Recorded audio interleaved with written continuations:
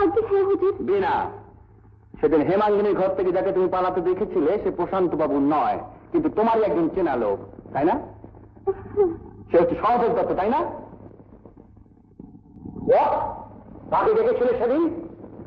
Sahadev দত্তকে। Sahadev দত্তকে? I have finished with the witness, my lord. বিনাকে জেরা করবার আর আমার কিছু নেই। সরকার পক্ষ?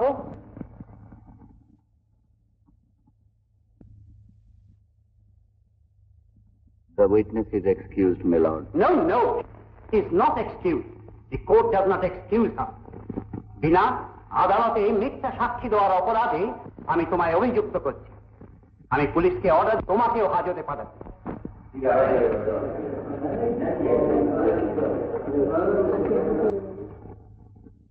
Word, my lord. মহামান্য আদালত, ডিফেন্স অ্যানাটমির জ্ঞান ছিল যথেষ্ট। সে লেফট হ্যান্ডেড ম্যান। চিঠি লেখা থেকে আরম্ভ করে মেয়েদের গলা কাটা পর্যন্ত সে বাঁ হাতে করে। সেরকম ব্যক্তি সহদেব নয়। তার উপরে বিনা রায় এবং সহদেব মিথ্যা সাক্ষী দিলেও আসামি বিয়ন্ড অল রিজনেবল ডাউট নিরপরাধ বলে প্রমাণিত হয়নি। তাছাড়া 50,000 টাকার লাইফ পলিসি নিয়েছিল হেমাঙ্গিনী। 50,000 টাকার লাইফ পলিসির বাৎসরিক প্রিমিয়াম যত টাকা হয় তত টাকা দেবার সামর্থ্য হেমাঙ্গিনীর ছিল না। তা সত্ত্বেও আসামি সমস্ত অনুসন্ধান করে হেমাঙ্গিনীর নামে কোনো আপত্তিজনক নোট হেড অফিসে পাঠাননি। এর থেকে কি প্রমাণিত হয় না মিলর্ড যে হেমাঙ্গিনীর ওপর আসামির যথেষ্ট আসক্তি ছিল, যার জন্য সে ইন্স্যুরেন্স কোম্পানির সঙ্গে জালিয়াতি করেছে এবং সেই হেমাঙ্গিনীর অন্তঃসত্ত্বা হওয়ার জন্য অন্য লোক দায়ী জেনে সে প্রতিশোধ নেবার জন্য তাকে খুন করেনি? মহামান্য আদালত, রায় বাহাদুরের কথার প্রতিধ্বনি করে আমিও বলি যে কে সে লোক যে বাঁ হাতে লেখে বাঁ হাতে ছুরি চালায়? HRS মনোগ্রাম করা সোনার সিগারেট কেসটা কার? তার অ্যানাটমি সার্জারিতে যথেষ্ট জ্ঞান আছে। কে হেমাঙ্গিনীর 50,000 টাকার ইন্স্যুরেন্সের প্রিমিয়াম দিতে রাজি হয়েছিল এবং পরে তার অবস্থার জন্য দায়ী হয়ে প্রতিশোধ নিতে তাকে খুন করেছিল? মেলর, কোন একজন সুদক্ষ পুলিশ অফিসার আমাকে বলেছিলেন যে খুন হয় তার জীবনের ইতিহাসের মধ্যেই খুনের সব তথ্য নিহিত থাকে। আরো বলেছিলেন যে আসামিকে সম্পূর্ণ নিরপরাধ বলে প্রমাণ করবার একমাত্র উপায় হচ্ছে প্রকৃত খুনিকে ধরা। সুতরাং মহামান্য আদালত, আমার পরের সাক্ষী government handwriting expert doctor Bikash Chandra Mukherjee. Doctor Mukherjee, আমি আপনাকে একখানি চিঠির ফটোগ্রাফিক কপি আর একখানি চিঠির অর্ধেকখানি দিয়েছিলাম। সেই দুটো চিঠি আপনার কাছে আছে? হ্যাঁ, দুটো চিঠি আছে। আচ্ছা, এই দুটো চিঠি পরীক্ষা করে আপনি কি সিদ্ধান্তে উপনীত হয়েছেন? এই সিদ্ধান্তে উপনীত হয়েছি যে দুটো চিঠি একই লোকের বাঁ হাতে লেখা। তাহলে আপনি নিরপেক্ষ গ্রাফোলজিস্ট বা হাতের লেখাবিদ হিসেবে মহামান্য আদালতের সামনে বলছেন যে এই দুটো চিঠি একই লোকের এবং বাঁ হাতের লেখা। হ্যাঁ, দুটো চিঠি একই লোকের বাঁ হাতে লেখা। কিসের চিঠি? কার লেখা? I have every right to know. God has every right to know, my lord.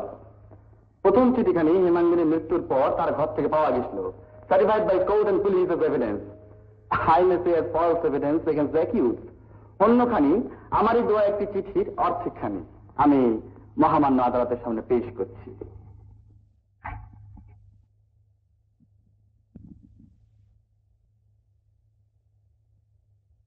হ্যাঁ, একটু দুই এক হাতের লেখা।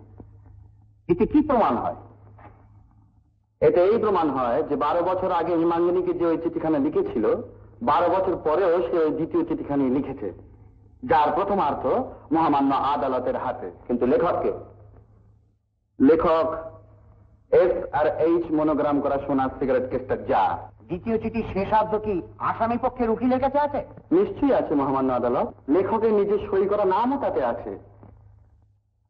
তাই মহামান্য আদালতের অনুমতি নিয়ে আমি আমার শেষ সাক্ষী ডাকছি ক্যাম্বেল মেডিকেল হসপিটালের retired head clerk Shri Jagannath Dutta. Let him be সোর্ন।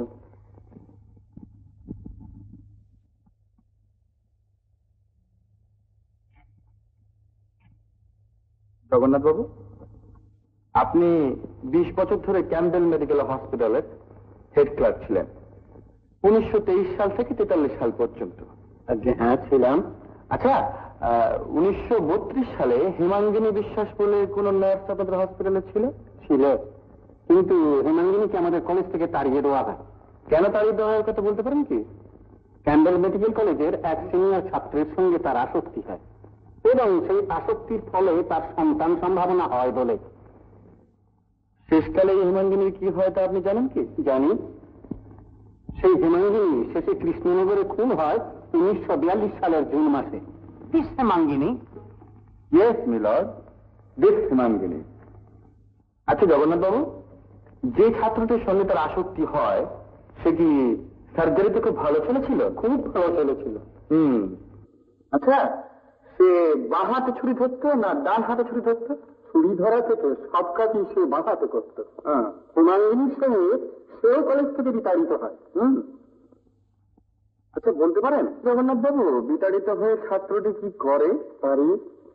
তার বিএসসি পাস করা ছিল। জগন্নাথ বাবু, রায় বাহাদুর SRH মনোগ্রাম করা সোনার সিগারেট কেসটা যা। তার নাম জগন্নাথ বাবু সুরেন দাস।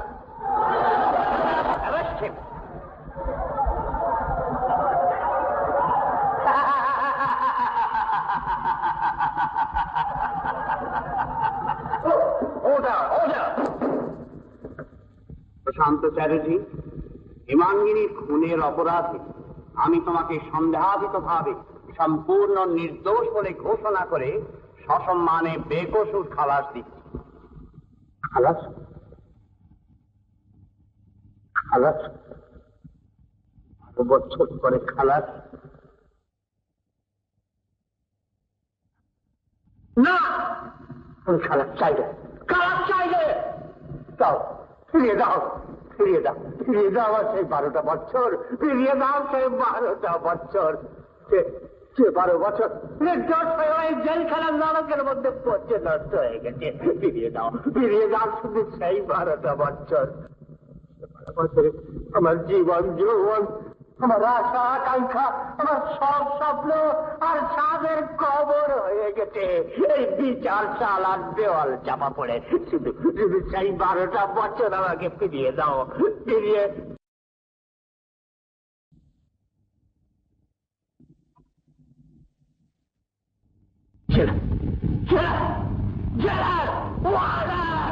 চলো, এসব পাগল পাগল। খালাস।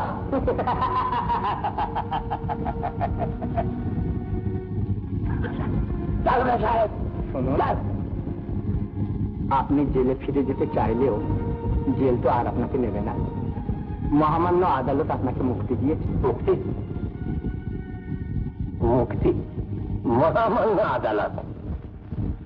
ওই মহামান্য আদালতে আমাকে 12 বছর বিনা অপরাধে জেলে গান্ডা বেড়ি পরিয়ে রেখেছিল।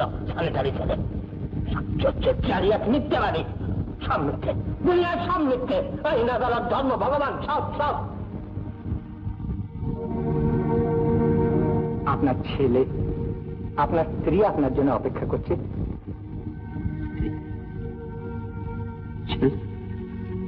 আমার কেউ নেই, কেউ নেই। তারা না খেয়ে মরে গেছে, না খেয়ে মরে গেছে। আমি জানি না, আমি জানি না, আমি জানি, আমি জানি, আমি সব জানি, সব জানি। 12 বছর তাদের দেখবার কেউ ছিল না, কেউ ছিল না, তারা মরে গেছে না খেয়ে, না খেয়ে। এটি হলো সংকট। তুফান পার হয়ে এসে স্বামীর কাছে সিঁড়ি চলে গেছে, অনেকে আমার ডুবে গেল। বাবা শান্ত হ মা, শান্ত হ। অন্যায়, অত্যাচার, অবিচার মানুষকে অমানুষ করে তোলে। ওর মনুষ্যত্ব ফিরিয়ে আনতে হলে চাই ধৈর্য, সেবা, সহানুভূতি আর সমবেদনা।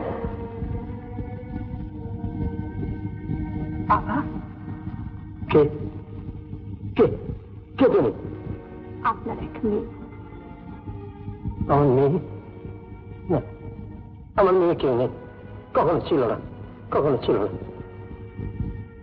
আছে, আছে বাবা, আপনি ভুলে গেছেন।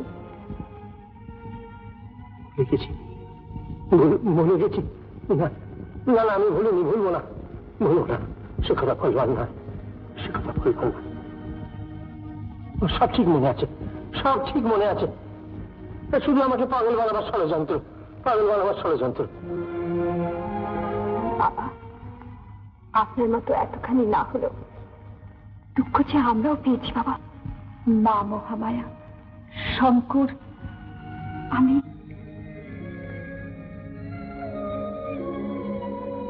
মহামায়া, শঙ্কর,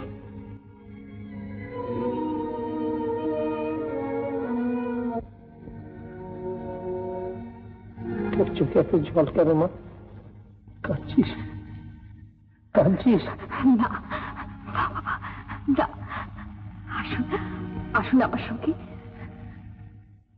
তোর সঙ্গে, তোর সঙ্গে?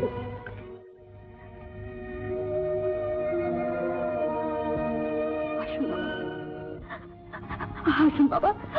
আমার মা মহামায়া, আপনার শঙ্কর আপনার জন্য অপেক্ষা করছি বাবা। মা,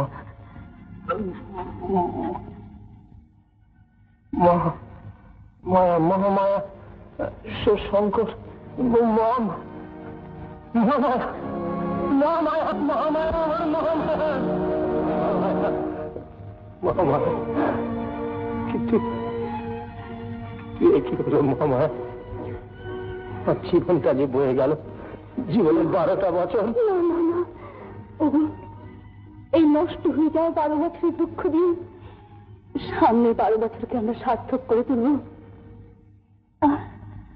আর তোমার শঙ্কর, শঙ্কর, শঙ্কর, ওরে আমার কোকন শঙ্কর, শঙ্কর।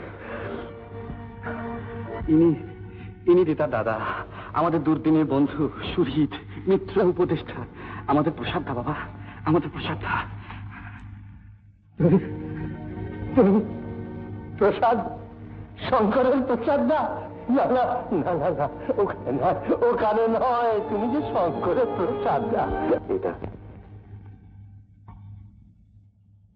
যেদিন আমার ছিল না আশ্রয়, ছিল না চোখে ঘুম, ছিল না পেট ভরে খাবার পয়সা, সেদিন তুমি আমাকে রাস্তা থেকে ধরে নিয়ে এসে শুয়ে রেখেছিলে তোমার ঘরে, সকলের কথাকে অগ্রাহ্য করে।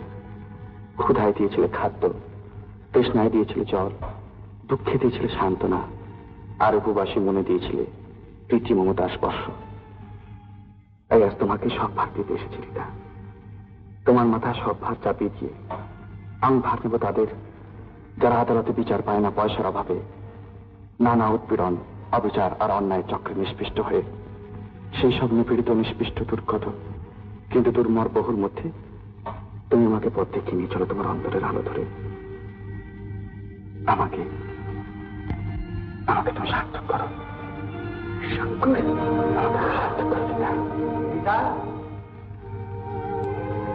এই তো আসো রিতা, রিতা আমার আমার আধার ঘরে আলো করা লক্ষ্মী, আমার দুঃখের আগুনে পুরে খাঁটি সরা, আমার শঙ্করের দুর্দিনের সান্ত্বনা, স্নেহ স্পর্শ।